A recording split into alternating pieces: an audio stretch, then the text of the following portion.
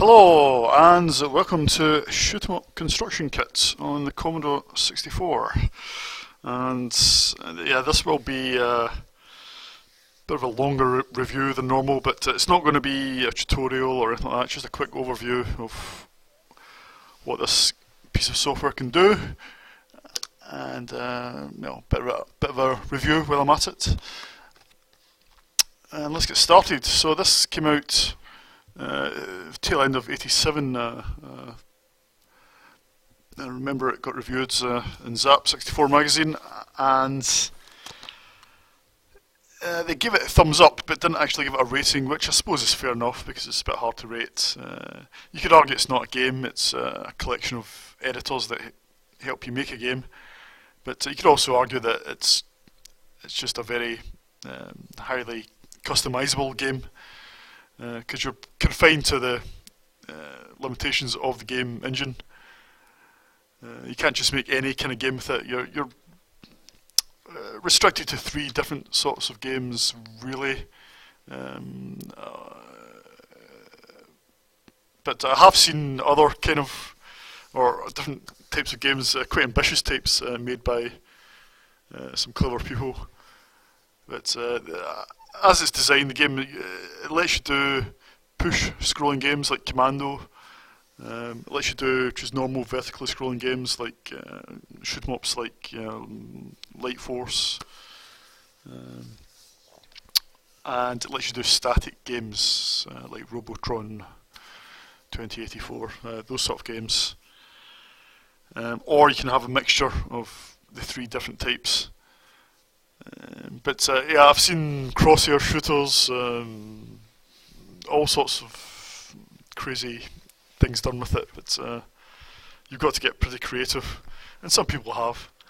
And when this came out, I never actually owned it back in the day, and I never played any games with it back in the day. Some games did come out on magazine cover tapes and stuff, but I never, for some reason, I never picked up those particular issues of the magazine.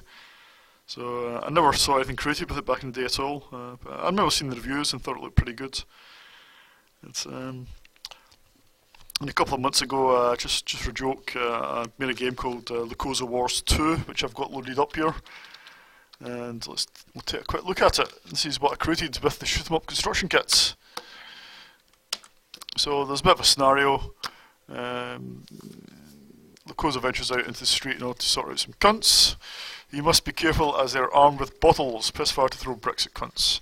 So yeah, it's a bit of a joke. If you've not seen the reviewer Lukozer, he does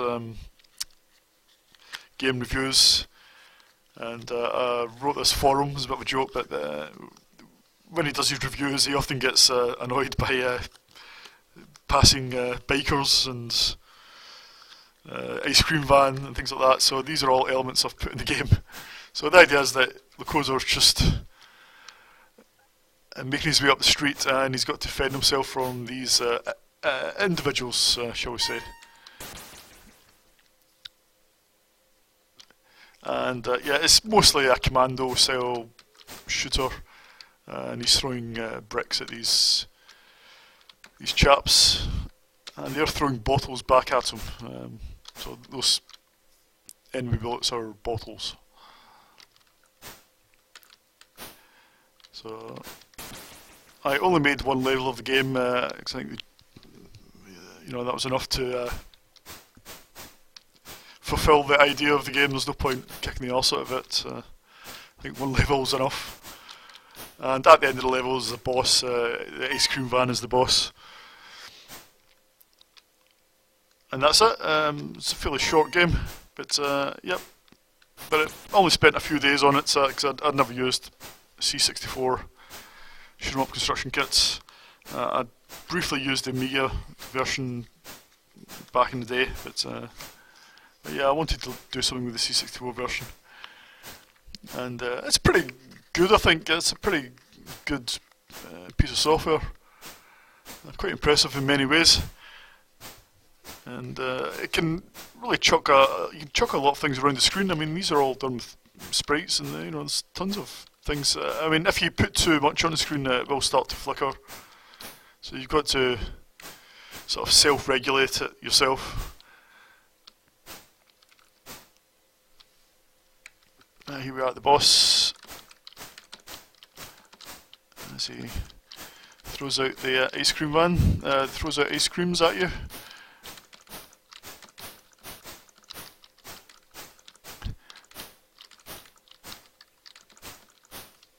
And that's it. The game is complete.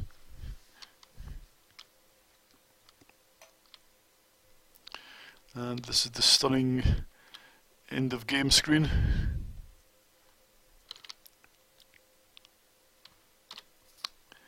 And it just loops back to the first level again. And that's it. So you can press space to come out. And let's start looking at the actual editor itself. So it gives you an idea of the sort of games you can create. You can obviously create much better games than that, but I only spent a few days from start to finish. You know, it's not.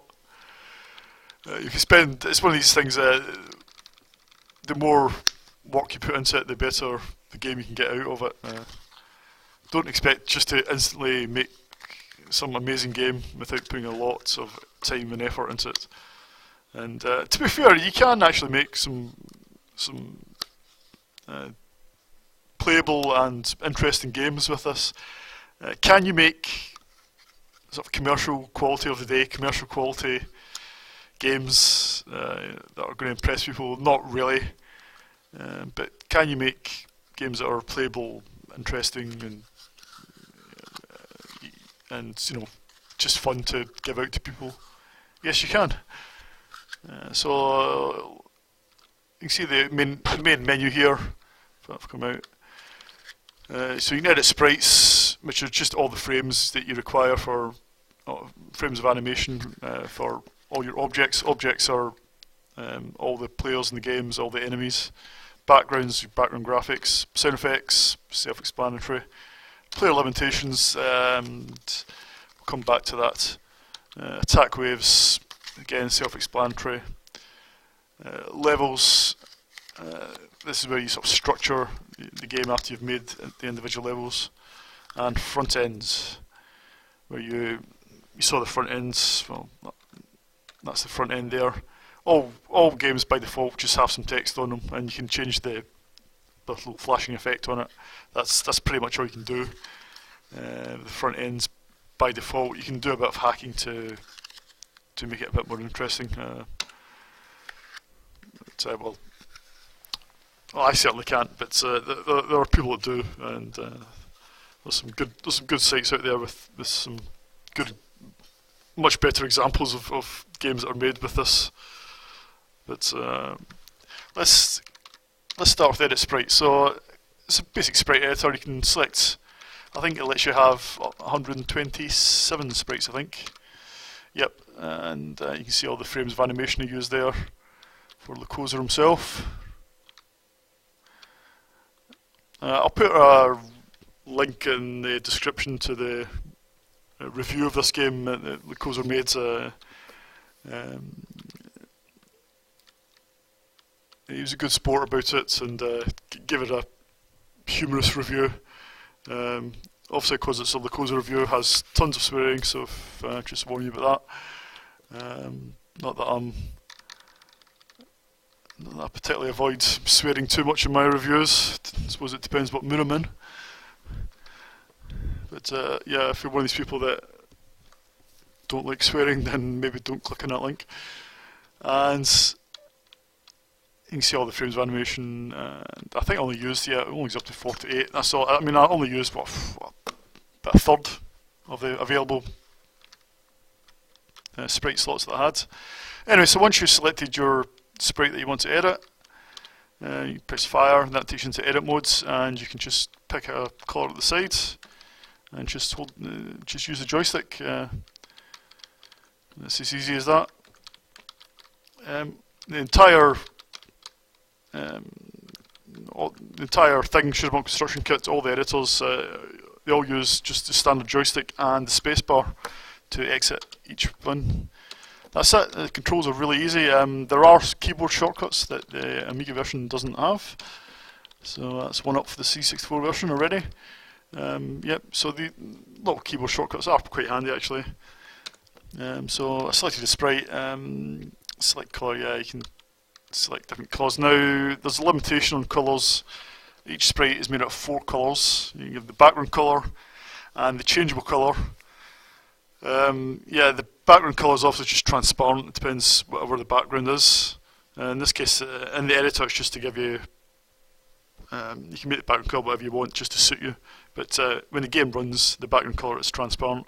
The general colours are shared between all the sprites, so you've got to pick those colours carefully.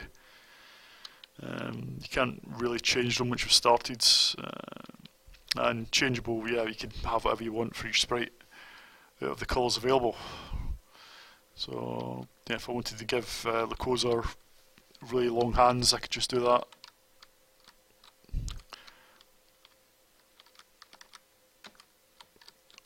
Or I could, I suppose I could roll his sleeves up, sort of thing. So yeah, it's pretty easy to use. In fact, I'll leave one sleeve down just to demonstrate. You can also mirror sprites. You can see the colours have changed here, but yeah, don't worry about that. That's just because the changeable's defaulted. But yeah, you can mirror sprites and have them up, so it's quite a good feature. Especially if you're doing animation, you just want to quickly copy. So yes, there is a copy sprite option. You can copy sprites to another one, then flip it round. So it's some pretty good, it's a really good editor. I think a lot of people back in the day who had this did use these editors for their own projects. What they would do is make all the sprites, which were saved in the memory. Then they could go into Action Replay. If they had an Action Replay or Expert cartridge, they could freeze it and then go into it and view the sprite banks. You could save the sprites out and use it in different projects that weren't shoot 'em up construction kit games. So pretty good feature. Pretty good series of editors. Once you've made all your sprites, you go into Objects and you select your object. You can see there's different types.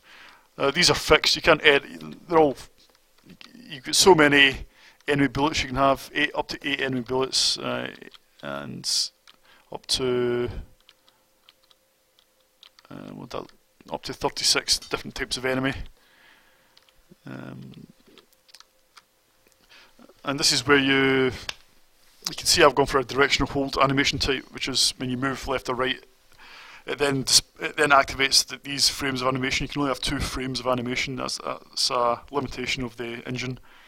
2 frames per direction. So you've got to be. I think I did a reasonable job. If I go to the test object, you can see the animation there at the top right displaying when I move the joystick. I think I did a reasonable job. I mean, you only get 2 frames. I mean, there's only so much you can do.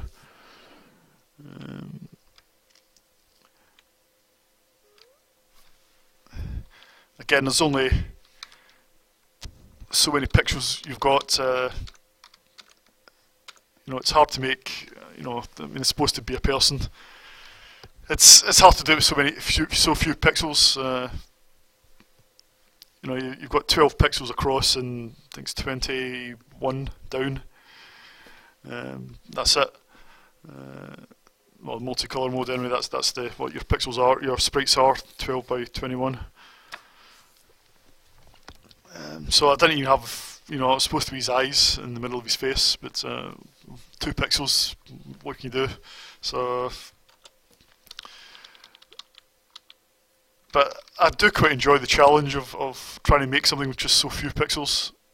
I mean, I enjoyed this much more than the Amiga version because it gives you a few more pixels, you know, a lot more pixels to play with. But I like the challenge, the C64 one, and I really quite enjoyed using the sprite editor. Yeah, so let's have a look. Objects, where were we? Yep, so what else have we got? Bullets, yeah, you can have different types of bullets, but I just stuck with one. Yeah, this is the player 1 death. I quite enjoyed making this. I went for an animation sequence. You can have up to 18 frames. I only used 12, and even well, the last 6 are just the same frame. I just wanted it to hold on and being on the ground. Yeah, I did quite enjoy making the death one. Sorry, Lukozer. And in fact, yeah, it shoots easily. Yeah. And I didn't really bother animating the enemy ones that much. Also, the exploding enemy when you hit one of the motorbikes or the ice cream van, it does this explosion. That's 6 frames. But the actual enemy themselves, well, it's only using 2, I think, 2 frames. No, it's using 3 frames, sorry. Yeah, 3 frames, that one uses 2. These guys don't use any frames, they're just static. And the ice cream van is made out of two objects. There's a feature called join enemy. You can piece together bigger enemies from separate ones. I'll come back to that. Yep, so test, colour, select sprite, place. Yeah, so that's just, you select the sprite and then you can just place them in the animation frames. Very easy to do. So it's very easy to, so we'll select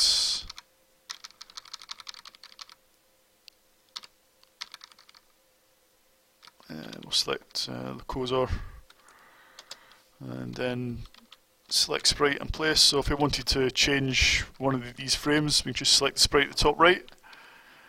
So say we want to use this guy, then we could just paste in what frame we want to use. So when we push forward, it will now display that guy instead. So test objects, there we go. So see at the top right, the animation when we push forward, it just displays that guy instead. So pretty easy to use. What else have we got? Animation speeds, self-explanatory, I think. Yeah. So just how fast it flicks between the different frames. Animation type, yeah. You can have directional holds. Sequence, I've shown you already. I'll just cycle through them all. Directional, dead easy. Enemy bits. This is where you. I can't remember what this does actually.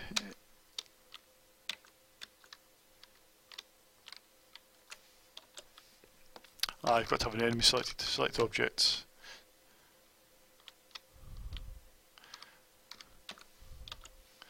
Enemy bits. Yep, so if you've got an enemy selected, this is where you decide on how many points it's worth, how many hits it takes to kill, fire rate, fire type. You can have different types. This is type R, which is random. So it just fires in random directions. You've got to be careful with that. Don't use too many of them. The game becomes far too hard. It's just too unpredictable. But you can have use a joystick here. Yeah, you can have different types. You can have diagonal, sort of northeast, southwest.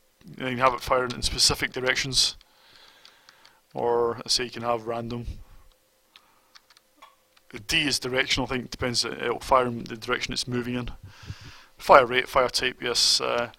Explosion sound effects, an explosion object, that links to the appropriate object. What else have we got? Copy object, yeah, self-explanatory. So onto background. So this is where you make, well, let's start backwards. We'll start on the map. So this is the level layout, and actually, well, it's not the level layout, it's there is only one whole level in the entire game, and what you do is then you can see that's as far as it goes really, and I haven't drawn any more after that.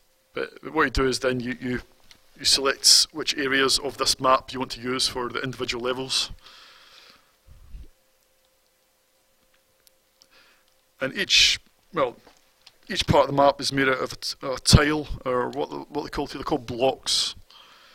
And each block is made out of a matrix of 5 by 5 characters.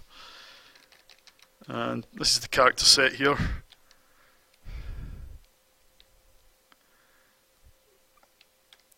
I hardly used any characters actually for the background map. I mean, you can see I I used maybe a quarter of what I had available. But again, it's only one level I made of the game. But yeah, you got a fair amount to play with. I think each block can be, I think there's 2 colours. Again, it's like sprites, there's 2 colours, but each block can have its own colour.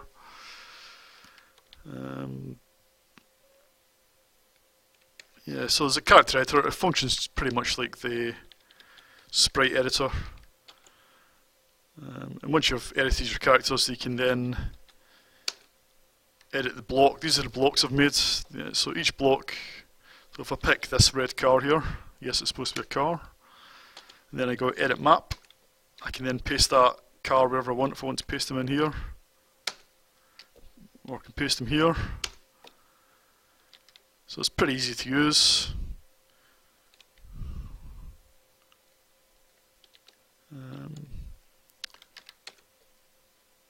If I want to change what the car looks like, I can either edit it using one of these existing characters, or say I want to get rid of the headlights, I can pick that character there, or maybe that one,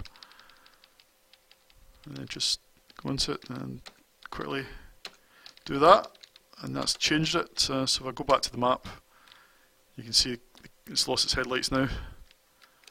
So it's dead easy. Everything you do has an instant effect, and at any time you can exit the game and you can actually test your game at any time.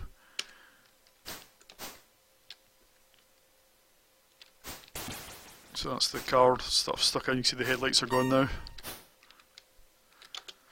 So pretty easy to use. I think that's most of the map stuff covered. Yeah, you can copy and paste, usual sort of thing. Edit sound effects. You can see these are at the bottom is all the sound effects available in the game. So player 1 fire, etc. Player 1 explosion, extra life. Now there is no, well, I've not found any way to test these. The only way to test them is to come out of this and test them as the game runs, which I don't think is a very helpful way of doing it. And to be honest, I just couldn't be bothered spending much time on this when I was making the game. But a quick overview. So say we select, you see these sliders change. So select fire to edit sound effects. You see that's flashing now. So at the top left there, you can pick what sound wave. The C64 has 4 sound waves.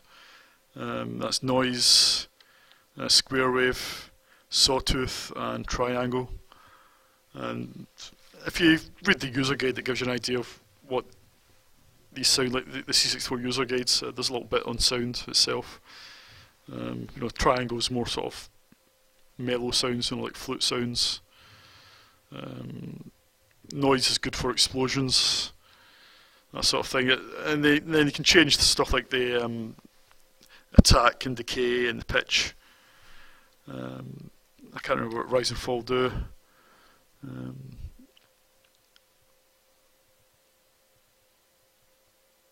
Yeah, I can't remember. I wasn't very good at this bit, so that's why the game I made doesn't have lots of sound effects. I just wasn't particularly keen to spend too much time with that bit. It's not very well explained in the manual, to be honest, and it would have been nice if there was a nice feature to test it here, but for some reason I can't. There isn't one. I can't seem to find one anyway. I've checked the manual as well. I just couldn't find anything. But that's how you edit the sound effects. Player limitations. This is where you. Let's have a look. So player enabled, yes. Number of lives, yes. Speeds, all self-explanatory. Number of bullets, that's 2 bullets at a time. Bullet speeds, directional fire, yes, no. Bullet duration. The collision with character or higher.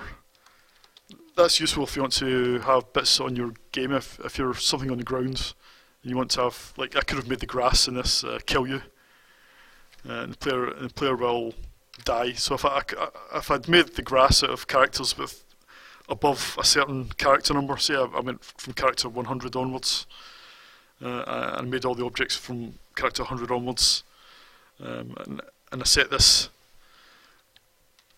to 100, then anything that was made of those characters would kill the player.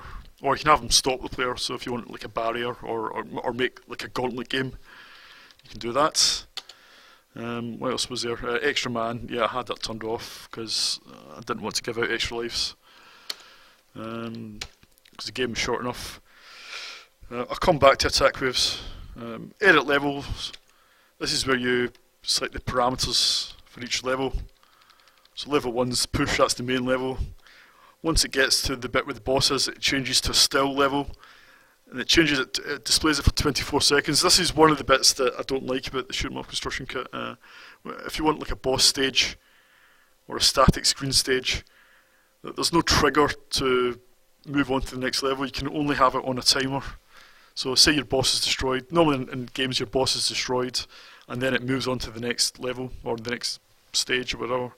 But in this case, if you destroy the boss, it won't do anything. So with a lot of games here, a lot of traditional shoot 'em up construction kit games, the boss levels will be on a static screen and the boss will normally circle around a bit, then fly off just before the screen starts moving. And if you destroy him early, then the screen will wait until the timer runs out, then it will start moving. So that's what my game does here. Once you've passed the boss screen, it then goes to the game complete level, which is just a static screen that displays for 10 seconds. And then it just loops back to the first level. And I've got it just looping again after that. Then after that I gave up because nobody would want to play this game surely for 3 levels. But you can see you can have up to 22 levels. Yep, so you can have push, still, scroll. Yeah, scrolls it scrolls on its own. Push is like commando, and still is obviously still screen. Yeah, if it's a still screen, it forces you to have a duration. And that's that bit. And then you can edit level. Is it level parameters? Yeah, I think. Yeah, you can this is where you can select the start and finish point on the map. So I could have level finish further down the map if I wanted to. This is level 1, but actually it finishes here. And level parameters, and level 2 starts here and finishes there. Level 3 is the game over screen. That just displays it for 10 seconds. Front ends, you get given a whole character set to create your front ends, which is just a text message. You can get creative, and if you don't use all these letters, you can try and create some rudimentary graphics. It is stuck in single. It's not multi-character. It's not multi-color mode. It's single color mode. So it's 8x8 pixels for each character. And all you do is scroll across. If I wanted to change the copyright symbol, all you do is, because there's only one colour, it just toggles between the pixel being shown and not shown, so I can just delete that. You can see it's got an instant effect at the bottom. You can see I didn't use the letter Q, so I decided to make that into a full stop for some reason, even though I've got a full stop further along. I can't remember why I did that. The bottom left has some large numbers, that makes up your score. You can think about that, have different different font for your score, and there's a little face there for the extra life. You can change that. Message effects, yeah, you can have different types of scrolling. That's 23 types, or you just have a normal colour. Yeah, the only thing I didn't show was attack waves. Now this is really the bit of the game that takes the longest and requires the most thought. And it could really make or break your game. If you don't give much thought to this, then your game's just going to be boring or too hard. What you do is you insert enemy, so you pick what enemy you want. So say we want to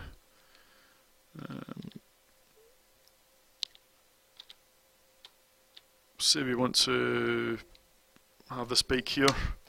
What you do is you can use rough to decide whereabouts on the level this will appear. So let's have them appear just where that car is at the top right. That's a good place there. You can do fine, but I don't often have to do that. Then press fire, that to where your start position is. So let's have them start here. Press fire again. Then all you do is draw the route that you want them to take. Or if you don't want to take any, you can just press F7 to store, and you'll be static. So I'll press fire here, then I'll store that part of the route. Then I'll press fire here. Then come back. Then I'll have them drive off. Then press F7 to store. And you've only got so many units you can use. You can see I've still got 2,500 odd units left. So I've got tons left. I hardly used any of the game. You can have, a game, maybe, I would estimate maybe 5 or 6 times the size of the game I've made. Easily. So I've made that. Let's go into the test game. And we see we changed the colour cycle here. So that's not the bike. We're waiting for that red car to appear. Then he should appear. Should be coming on the screen now. And there he is. And he should come down and go along. And then off the screen. And that's as easy as that. So it really is just pointing a joystick and drawing the route. It's easy. There is no programming in this at all. So that's a quick overview of the shoot 'em up construction kit. Apologies if it's a bit long. Obviously, storage is to save. You can save individual things, parts of the project, or save the whole thing to tape or disk. But yep, without doing any programming whatsoever, you can easily make a playable game. I think as long as you make the scenario interesting, or I forgot about that. I had that in there. Yeah, as long as you make the scenario interesting or somehow sort of relevant to something, it can hold your interest, I think. If you're just going to make a generic sort of shooter, then that's not going to make it stand out from all the other shoot 'em ups that people have created over the years. But if you make something that's got some relevance to something, or something that's a bit different, got a different sort of unusual scenario, then I think you can make something that people want to look at and play. And graphically, yes, you've got to spend a bit of time on the graphics, preferably more time than I spent making this. But yeah, I mean, graphics only get you so far. You've still got to spend time doing the attack waves and giving some real thought to that. But yep, so what do I think of the shoot 'em up construction kit? Well, considering that you don't have to do any programming, considering how easy, I mean, you've seen all these editors, how easy they are. I think this is, and don't forget, this is all in a single load. Doesn't load individual editors, and the entire game is resident in memory at any time. Considering it's all single loads and how easy it is to use, I think this is a tremendous piece of software in its own right. Okay, you're not going to make games that are fantastic with it, but you can make reasonable-ish games, and with a bit of creativity, you can make games that are a little different from what other people have done.